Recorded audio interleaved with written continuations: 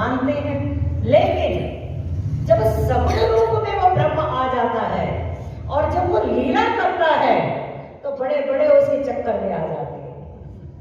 मां सती आई है, काकभूषुंडी जी आए हैं, और काकभूषुंडी जी स्वयं कहते हैं कि भाई जब जन्म महोत्सव होता है तो मैं वहां जाता हूं अयोध्या में, और वहां जाकर मैं प्रभु के साथ बाल लीला करता हूं।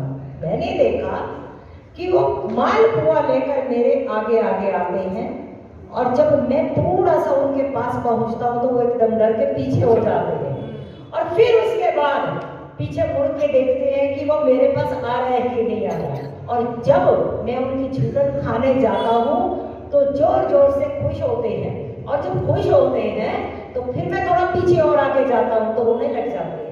कहते ऐसी लीला देखकर मुझे एक बार को भ्रम हुआ, ये गरुड़ जी को बता रहे हैं काकभूषुंडी जी कि ये ब्रह्म है, ये साधारण बालक है, और इतना ही उत्तरकांड निकाल के वहीं लंबा हो जाएगा सभी। तो अभी संक्षेप में आएंगे अभी उसी पे, क्योंकि बिल्कुल जो आज की चौपाई है वो सेम वही चौपाई है। तो वहां पर वो स्वामी जी कहते, गरुड़ जी को कहते हैं काकभूषुंडी जी कि मैं एकदम चक्कर में पड़ गया कि है कौन। प्रभु हंसे हैं और हंसते ही माया की व्यापकता मेरे ऊपर छा गई, और फिर उसके बाद वो स्वामी को अपना काकभूषुंडी जी वर्णन करते हैं कि मैं अब भागता जा रहा हूँ ब्रह्मलोक तक गया, सब तावरण को मैंने पार कर लिया, लेकिन वो जो 2 उंगल का जो हाथ है ना वो मेरा पीछा ही नहीं छोड़ रहा। अंत में मैं इतना त्रसित हो गया कि अब प्रभु मेरे ऊपर कृपा करो। प्रभु मुस्कुराए और माया को निवारी और भीतर प्रवेश कर लिया, और उसका प्रसंग अपना इंडिपेंडेंट है। तो बड़े बड़ों को ये माया लग जाती है। यहाँ पर सगुण को पहचानना बहुत मुश्किल है, निर्गुण को पहचानना, फिर निर्गुण को तो सब कह रहे हैं, सब तो मान ही लिया जाता है, लेकिन सगुण के सामने बड़े बड़ों को यहाँ पर, लेकिन सोई जाने मुझे ही देखो जनाई, जिसको वो जनाना चाहता है उस वो ही जान पाता है।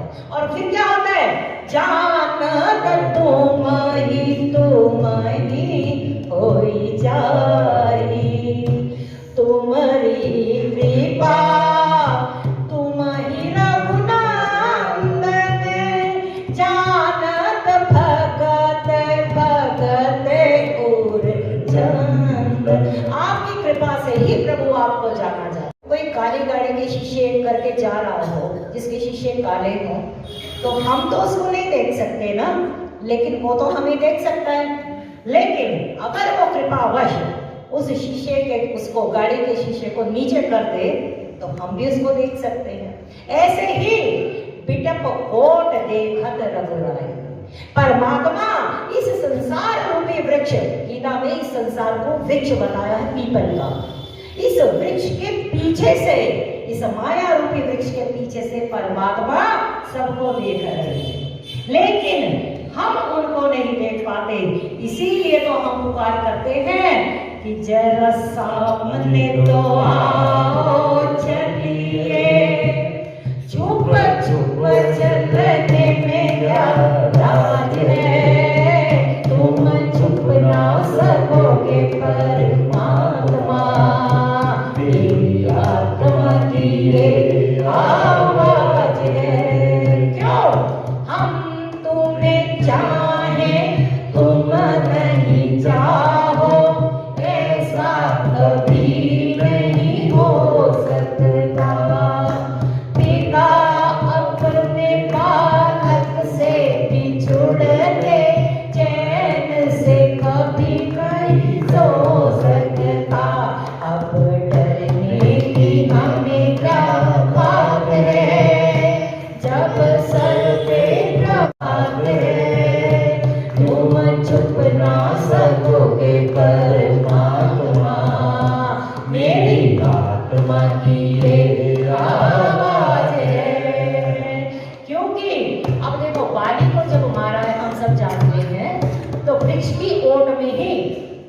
उसको मारा गया। तो ये माया रूपी आवरण जो सामने है, उसकी ओट में परमात्मा सब देख रहा है। इसीलिए भागवत में आता है कि 14 तत्व नित्य प्रति हमें हमारी हर गतिविधि को नोट कर रहे हैं। किससे छुपाओगे तुम? यहाँ पर सारी की सारी हमारी जितनी कृतियां हैं, उस सब की सब परमात्मा की उस सुपर कंप्यूटर में सब नोट होती चली जा रही है। सीसीटीवी कोई तुम्हें देख रहा है, वो आता है ना कि सावधान, आप कैमरे की नजर में। हम भी उस अदृश्य कैमरे की यहाँ नजर में हैं, और फिर हमारा जितना कच्चा चिट्ठा होता है वो सारा का सारा उस समय रख दिया जाता है। तोरा मन दर्पण कहलाई, भले पूरे सारे कर्मों को देखे और दिखाए।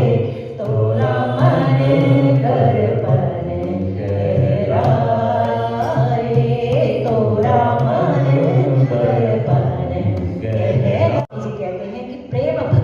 वश ही वो निराकार जो निराकार ब्रह्म निराकार बनता है। अब यहाँ पे कई प्रकार की भक्ति आई है मानस के अंदर। अविरत भक्ति आई है, अनपायनी भक्ति आई है, निर्भर भक्ति आई है, इतने। लेकिन गोस्वामी जी कहते हैं इन सबसे भी जो अधिक प्रभावित करने वाली और प्रभु को एकदम हिला देने वाली कि वो प्रकट हो जाए, वो तो बस प्रेम भक्ति है।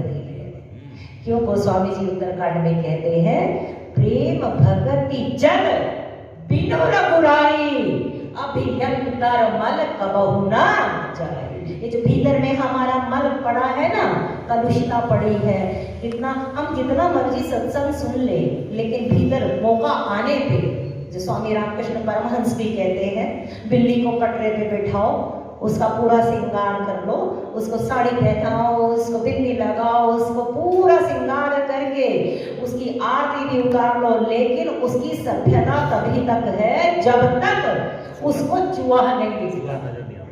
हम लोगों की भी यही अवस्था है कि जब तक हमें स्वार्थ रूपी चूहा सामने नहीं आता, हम बहुत सभ्य हैं, हम भक्त हैं, हम बहुत अपने आप को अच्छा। लेकिन जैसे ही सामने एक परिस्थिति दिखती है, और वो परिस्थिति परमात्मा भेजता है हमारी परीक्षा के लिए, और उसी समय हमारा पता लग जाता है, क्योंकि अभी हम रूप में स्थित नहीं हुए। सत्संग करते करते जब हम अपने स्वरूप में स्थित हो जाएंगे कि हम कौन हैं, हम कहां से आए, हमने कहां जाना है, इस प्रश्न पे जब तक हमारा चिंतन या विचार नहीं चलेगा, तो कहते हैं कि कभी कभी यूं ही दिल बहलाया है, जिन बातों को खुद नहीं समझे औरों को समझाया।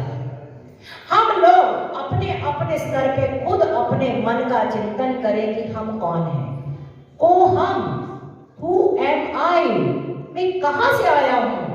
अनजाने राहों से आए हम, हमें नहीं मालूम हम कहां से आए, किस योनि से आए। अनजानी राहों से आए हम, अनजानी राहों पर जाना है। कुछ कर्म का लेखा लाए हैं और कुछ कर्म कमा के जाना है।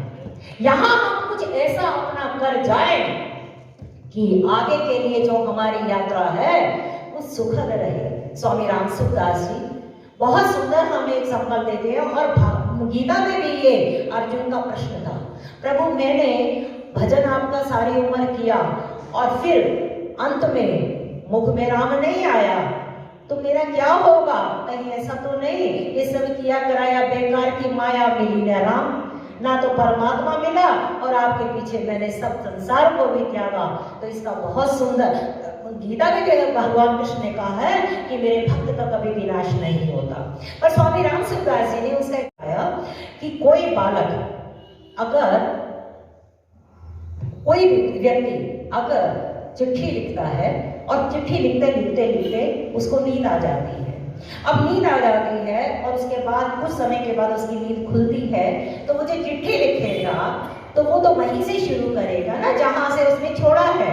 ठीक है, ऐसा तो नहीं है कि वो दोबारा से लिखना शुरू करेगा। बोले इसी तरीके से जो जीव अपने आत्म कल्याण के लिए इस जीवन में जो साधना करता है, वो साधना उसकी सारी बैंक बैलेंस में इकट्ठी हो जाती है और अगले जन्म में उसको उसी के कर्म के अनुसार, उसी साधना के अनुसार उसको उसी परिवार में वैसा ही माहौल दिया जाता है।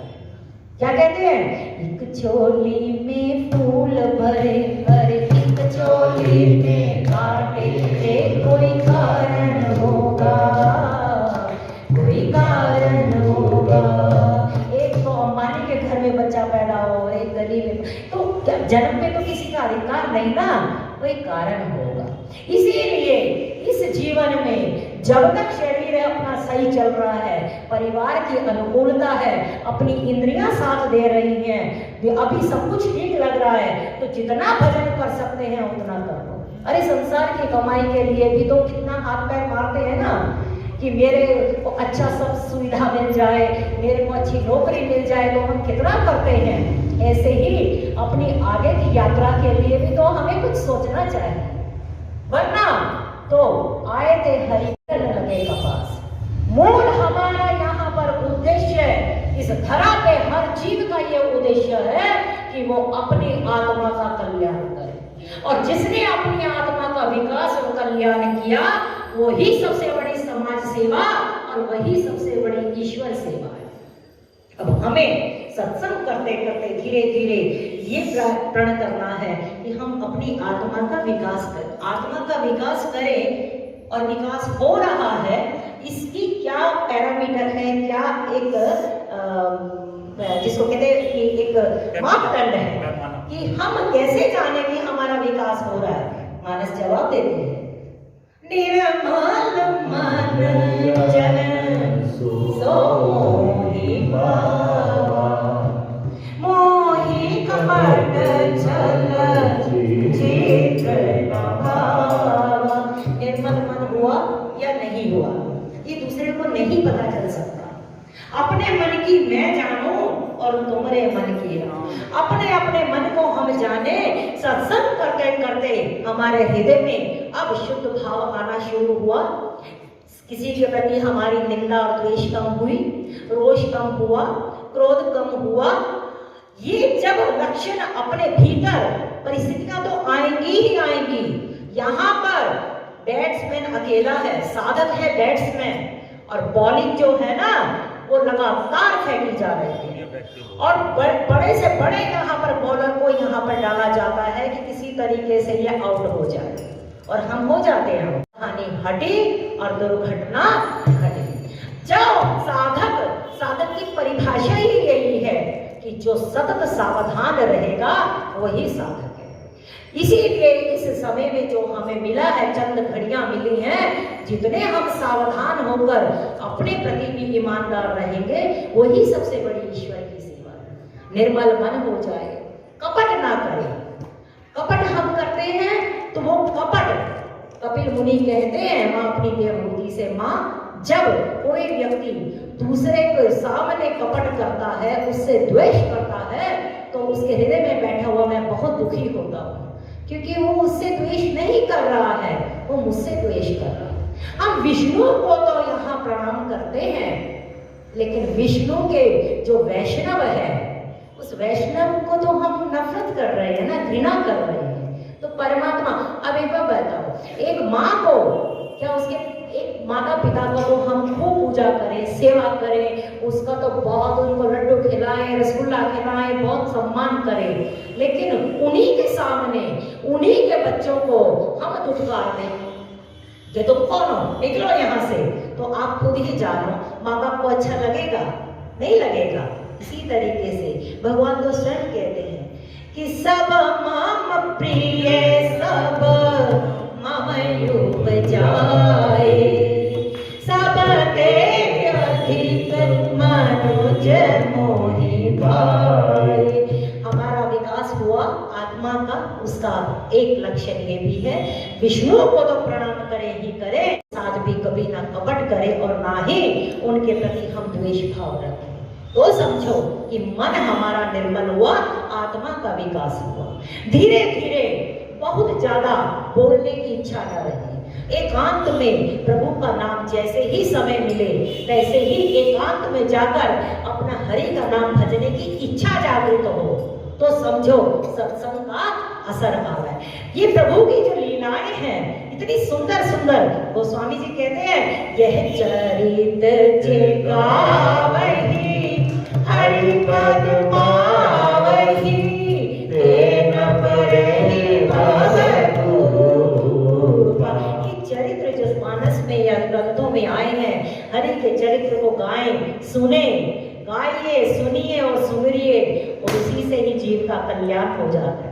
तो यहाँ पे प्रेम भक्ति, जब तक जीव के हृदय में प्रेम भक्ति का अंकुर नहीं फूटेगा तब तक परमात्मा को भी तुम्हारे पास आने के लिए इतनी कोई वो मजबूरी नहीं है, क्योंकि वो तो निज तंत्र निकर रघुकुल भज। तो इसीलिए, लेकिन वहां से कोई दूर नहीं है, ना कहीं से दूर है मंजिलें, ना कोई करीब की बात है। जिसे चाह दर पे बुला लिया, जिसे चाह अपना बना लिया, ये बड़े कर्म के हैं फैसले, ये बड़े नसीब की बात है। उसने हमें अपने चरणों में बुला लिया है, ये बहुत बड़ी नसीब की बात है। अब तो हमें हमारी तरफ से प्रयास करना है। तू चले एक कदम 10 कदम मैं चलूं, तू कदम ना मैं क्या करूं। हम सत्संग में आए, हमारा बहुत बड़ा भाग्य है। अति हरि कृपा जाहि पर होई, पाऊ देहो यही मार्ग सोई। वो क्या कहते हैं, उसमें बालकांड में आता है कि जिनका प्रभु के चरणों में, इन चरित्रों में मन नहीं लगा ना, उसको तो विधाता ने वंचित कर दिया समस्त सुखों से। इसीलिए हमें खूब उसके चरित्रों में डूबना चाहिए। और संसार की जिम्मेदारी तो देखो करनी ही है, जो हमारे प्रारब्ध में, जो हमारे से जुड़े हैं। लेकिन जैसे ही मौका मिले तैसे ही हरे कृष्णा कृष्णा कृष्णा हरे हरे, हरे रामा रामा रामा हरे हरे, हरे कृष्णा कृष्णा कृष्णा हरे हरे, हरे रामा रामा रामा हरे हरे, हरे कृष्णा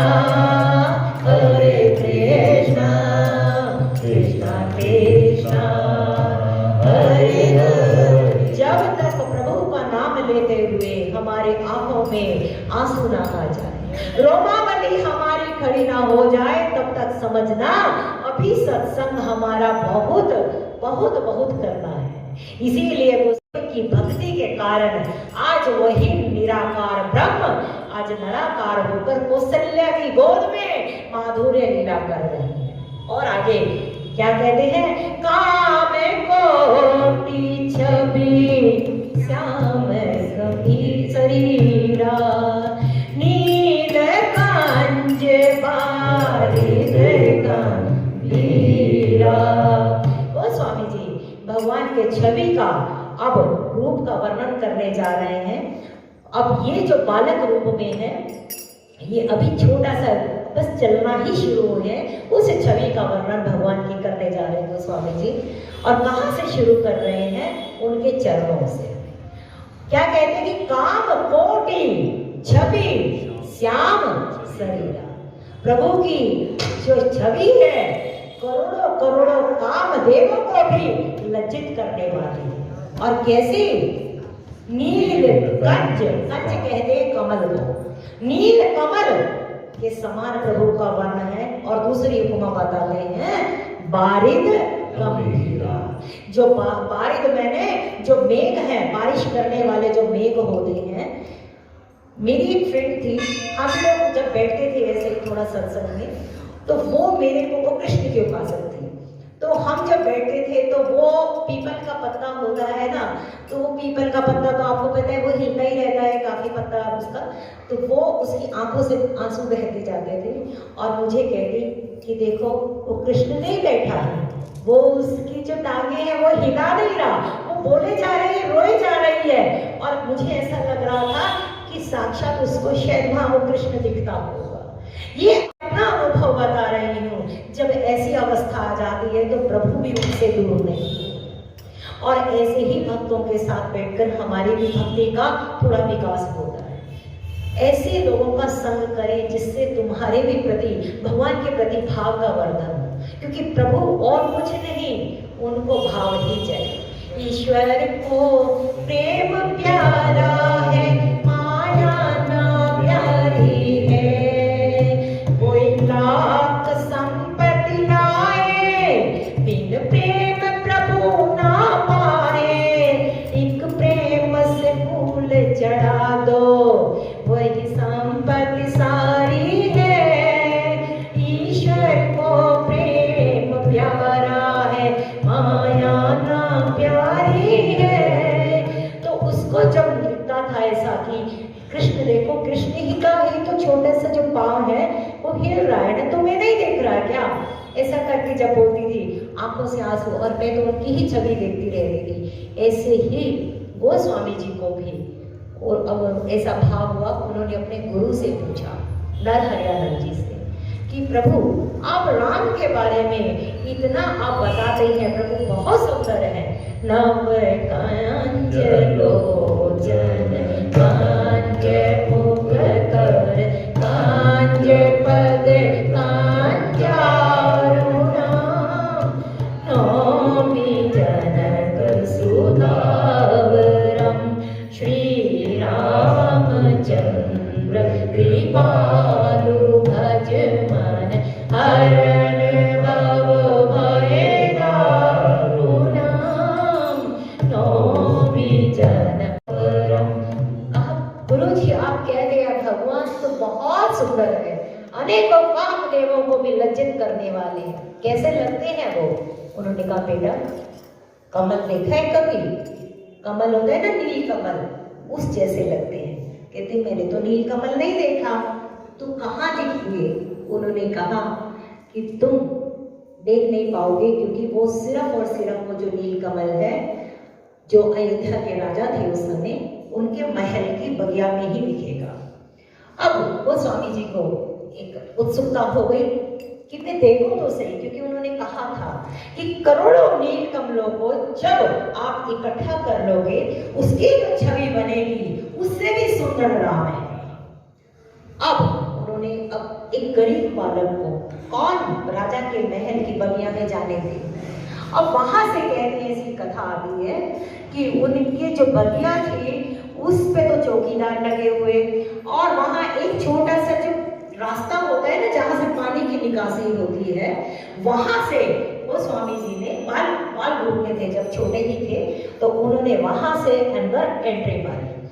अब जब एंट्री मारी तो वहां अंदर वो बगिया में पहुंच गए, और वहां पहुंचकर वहां सरोवर था, और वहां सुंदर सुंदर, इतने सुंदर वहां नील कमल के जो है फूल वहां पर लगे हुए थे। अब आप सबको पता है कि कमल नाल होती है वहां पर। अब काफी सारे तो उन्होंने नील कमल को तोड़ तोड़कर एक उसके चबूतरे पे रखा और उसका पूरा इकट्ठा, क्योंकि उनको देखना था कि मेरे राम कैसे लगते हैं। अब जब काफी सारे इकट्ठे थे, लेकिन एक अंदर की तरफ ज्यादा था वो कमल का फूल, उसको जब लेने के लिए अंदर गए तो उनका, अब जब पैर अटक गया तो बहुत कोशिश करी, लेकिन अब निकल नहीं पा रहा है। और फिर इतनी देर में जो माली है वो वहां पर आता है, और उसने देखा कि तू यहाँ कैसे? अब वो जानते तो थे नहीं कि कौन है, तो कहने लगे तू यहाँ कैसे? उन्होंने कहा नहीं, मेरा कोई इरादा कोई चोरी करने का नहीं है, मेरे गुरु ने मुझे बोला था कि कितने सारे जितने फूल नील कमल के अगर इकट्ठे करो तो राम की छवि उससे भी ज्यादा सुंदर होती है। तो कहने लगे तू झूठ बोल रहा है, कौन है तेरा गुरु? तो उन्होंने गुरु जी का नाम बताया। उन गुरु जी की वहां पर बहुत महिमा थी, इसीलिए उन्होंने उनको कहा कि कहाँ तू कह रहा है कि तूने इकट्ठे करे, कहाँ है वो फूल? तो उन्होंने वहां पर लेकर दिखाया कि देखो मैंने यहाँ इकट्ठा किया है, मेरा कोई और इरादा नहीं है। तो जब ये भाव देखा तो प्रहरी ने, माली ने, तो उन्होंने कहा कि तेरे गुरु की वजह से मैं आज तुझे छोड़ रहा हूँ, आगे से ये मत करना। अब बालक तुलसीदास जी आते हैं अपने गुरु के पास, कहा बाबा आपने तो बोला लेकिन मैं गया वहां पर मेरे साथ तो ऐसा हुआ। तो उन्होंने बहुत सुंदर बोला गुरु ने कि बेटा कहीं किसी की और की बगिया में राम को मत देखो, अपने हृदय के कमल में अपने प्रभु को बसा लो, वही तुम्हें दर्शन। और यहाँ पर इस चौपाई में प्रसंग में आएगा कि जिसने परमात्मा को सपने में देखा होगा या जिसने जाना होगा वही उनके रूप का वर्णन कर पाएगा। तो स्वामी जी ने अपने हृदय में परमात्मा के दर्शन करे हैं, उसी की छवि का वर्णन यहाँ कर रहे हैं कि काम कोटि छवि श्याम शरीरा नील कंज तो हम भी नहीं देख पाते, लेकिन सावन के महीने में जब मेघ उमड़ उमड़ कर आते हैं तो उस समय जो श्याम रण में मेघों का बनता है, क्या तब नहीं लगता कि प्रभु का रंग ऐसा ही होगा? आप 3:30-4 बजे जब उठें और जब आप आकाश को देखें, वो जो रंग होता है श्याम गंभीरा, वही तो। इस प्रकृति को देखकर परमात्मा की अगर याद ना आए तो हमारा जीवन यहाँ व्यर्थ है। इसीलिए हर जगह हमें परमात्मा का जब दर्शन होना शुरू हो जाएगा तो फिर परमात्मा हमसे छुपा नहीं रहेगा। वो स्वामी जी कहते हैं कि अरुण चरण पंकज ज्योति कमल दलन बैठे जनु मोती।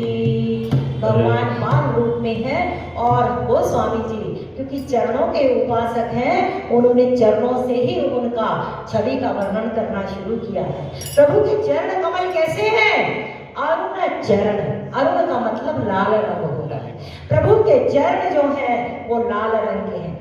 चरणों से व्यक्ति के साधना का पता बहुत लगता है, उसके हाथों से पता लगता है। ये सब सामुद्रिक शास्त्र हैं, जिन लोगों को ज्ञान होगा वो सब बता देगा कि किस तरीके से ये बंदे के अंदर कितनी अभी आध्यात्मिकता है। जिसके चरण में लाली छाई हो तो समझो उसका चरित्र बहुत पवित्र होगा। तो यहाँ गोस्वामी जी कहते हैं कि प्रभु के चरण अरुण है, अरुण में लाल रंग के हैं और चरण कमल की नखों की ज्योति कैसी है कि कमल के जैसे पत्ते होती है तो आपने देखा होगा कि वो चमकती है। ऐसे ही प्रभु के चरणों में जो लाल चरण है, उनके चरण कमल है, उनके नखों की ज्योति भी ऐसे ही मोती के समान दिखाई दे रही है। फिर थोड़ा सा ऊपर चरणों के बाद उनका नीचे का क्या बता रहे? रेख पुलिस ध्वज अंकुश सोहे नूपुर धुनि सुनि मुनि मन मोहे।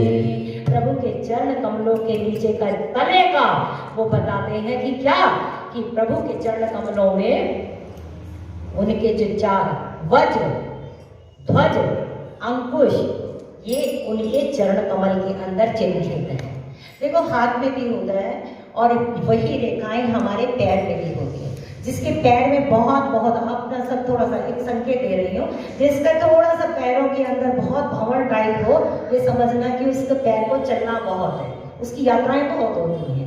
ऐसे ही वो स्वामी जी कहते हैं और माँ जानकी के भी चरणों में वही रेखाएं थी जो भगवान राम के चरणों में रेखाएं थी। और यहाँ कहते हैं कि प्रभु के चरण कमल कैसे हैं कि उसमें वज्र ध्वजा और अंकुश के चिन्ह शोभित हो रहे हैं। और फिर थोड़ी सी दृष्टि गोस्वामी जी की ऊपर आती है और प्रभु देखते हैं कि नूपुर जो पैंजनियां ठुमक चलत रामचंद्र पाजक पैंजनिया ठुमक चलत रामचंद्र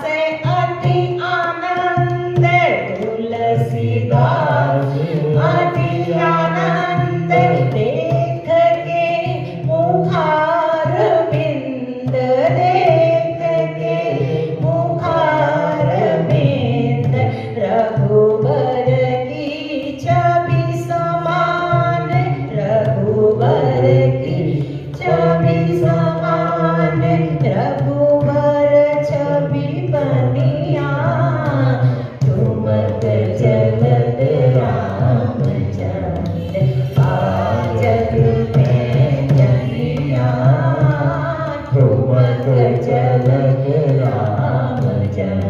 भगवान राम कभी चलते हैं फिर गिर जाते हैं, फिर उठते हैं, फिर चलते हैं, माँ उनको सहारा दे रही है। ऐसी लीला करते हुए गोस्वामी जी कहते हैं कि जब चलते हैं तो उनके नुपुर की जो धुनी है वो ध्वनि मुनियों को जो अपने में ही मग्न रहते हैं उन मुनियों के भी ध्यान को एकदम हिला देने वाले की आवाज कहाँ से आई, ये कौन चल रहा है। और गोस्वामी जी कहते हैं कि कटी की नाभि कबीर जान जे देखा। गोस्वामी जी कहते हैं कि अब ऊपर पांव से थोड़ा ऊपर आ गए कटी भाग में, तो कहते हैं कटी किंकनी, किंकनी होती है जो यहाँ पर बांधी जाती है, हाँ करघनी, जिसमें थोड़ी थोड़ी आवाज भी आती है, तो कटी किंकनी पहनी है। और उधर उधर मैंने ये त्रिवली बोलते हैं इसको, 3 रेखाएं। और बड़े बड़े संतों के पास कभी जाओ और उनको कहो प्रभु हमें परमात्मा का ज्ञान कराएं या हमें शिष्य बनाएं, पहुंचे हुए से वो सबसे पहले कहेंगे कि तू अपनी नाभि दिखा। किसी भी साधक की अवस्था उसकी नाभि से भी संत लोग पहचान जाते हैं। यहाँ गोस्वामी जी यही कहते हैं नाभि गंभीर जान जेहि देखा, जिसने देखा होगा नाभि गंभीर को वही समझ सकता है कि ये परमात्मा है। और गोस्वामी जी तो साक्षात प्रभु की उस समय छवि को निहार रहे हैं। और फिर उससे ऊपर थोड़ा उठते हैं, आंखें उनकी उठती हैं, भुज विशाल भूषण जुग भूरि ये हरि नखपति शोभा धूरि पूरे मणिहार अधिक की शोभा विप्र चरण देखते मन लोभा। गोस्वामी जी कहते हैं प्रभु ने आभूषण पहने हैं, भुजाएं उनकी अति विशाल है, अरुण नयन उर बाहु विशाल, अरुण नयन उर बाहु विशाल। प्रभु के उर भी और बाजू भी बहुत विशाल है। उर का मतलब जिनका हृदय इतना विशाल हो कि उसमें जो भी आए वही समा जाए, विशाल हो कि उसकी भुजाओं में समस्त विश्व भी समा जाए, वही तो राम है। वो स्वामी जी कहते हैं कि प्रभु की विशाल भुजाएं भूषणों से सुशोभित हैं और उसको देखकर उनकी निराली छटा को देखकर आनंद ही आनंद होता है। उर मणिहार पदिक की शोभा, छाती पर मणियों की रत्नों की जो हार है बहुत ही सुंदर लगता है। और विप्र चरण देखत मन लोभा। विप्र कौन है? भृगु ऋषि, जिन्होंने विष्णु जी के, वो एक अलग कथा है, समय के अभाव है, कि भृगु जी ने जब वहां चरण का पद प्रहार किया था वही चरणों की आज यहाँ पर चिन्ह दिखाई दे रहा है। गोस्वामी जी उसका वर्णन करते हुए कह रहे हैं, काम्बु कंठ अति चिबुक सुहाई, कानने अमित मदन छवि छाई, दूरी दूरी दसन अधर अरुणारी, नासा तिलक गोबरने हारे।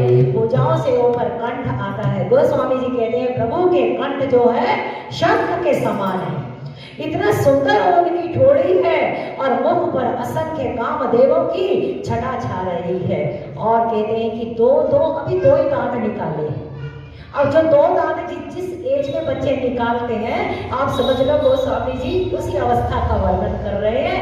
अभी 2 दांत निकले हैं और प्रभु का जो नासिका और तिलक है उसका सौंदर्य करते हुए गोस्वामी जी कहते हैं कि कामदेव पिला जा जाए, इतने प्रभु सुंदर लग रहे हैं। सुंदर श्रवण सुचारु कपोला अति प्रिय मधुर तो तेरे बोला।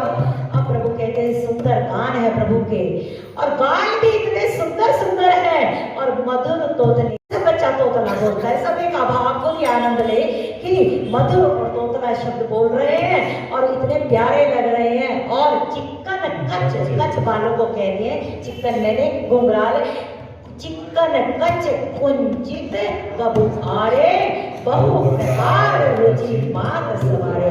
प्रभु के जो केश हैं घुंघराले हैं और बहुत ही सुंदर चिकने हैं। माँ उनको भांति भांति से, कभी कहीं से कभी कहीं से सुंदर सुंदर श्रृंगार करके सजाती है। और पीत जगुलिया कान बहिराई जानो बानी बिचरही मोरी आई। और पीली झबली पहनाई है, श्याम तो शरीर है और ऊपर से पीला जो झबली कपड़ा पहनाया है, इतना झीना झीना है कि प्रभु का उसमें से शरीर भी दिखाई दे रहा है। और उनका घुटनों और हाथों के बल चलना, दो दो दांत निकले हैं और घुटनों के बल अभी चल रहे हैं। और रूप सकाही नहीं कहीं श्रुति शेषा सोचा नहीं सपने मुझे देखा। कहते जिसने सपने में देखा होगा उसको ही इस रूप के वर्णन का समझ आ पाएगा। इसका मतलब गोस्वामी जी ने स्वप्न में प्रभु के ये दर्शन किए होंगे और कहते इतना प्यारा रूप है कि उसका वर्णन वेद और शेष जी भी नहीं कह सकते हैं। ऐसा सुंदर प्रभु के शिशु रूप का वर्णन, उसका कुछ वर्णन काकभूषुंडी जी ने, ये जितनी आज ये जो चौपाइयां हैं, समय के अभाव से हम उसका मिलान नहीं कर पाए। उत्तरकांड दोहा नंबर 72 के बाद 75 के आसपास, 75 से लेकर 82 तक बिल्कुल यही पंक्तियां वहां पर काकभूषुंडी जी ने, यहाँ पर उपासना के घाट पे काकभूषुंडी जी ने और शरणागति के घाट पे तुलसीदास जी ने भगवान के रूप का वर्णन किया है। आप उसको पढ़ें और कल आप उसका मिलान करते हुए भी बता सकते हैं शिशु रूप में इतना सुंदर वर्णन किया है। और इन्हीं प्रभु के चरित्रों का गान करके, यही तो हम भक्तों की संपदा है, इसी में हम अपनी धुन में मस्त रहें। और क्या चाहिए? आनंद ही आनंद का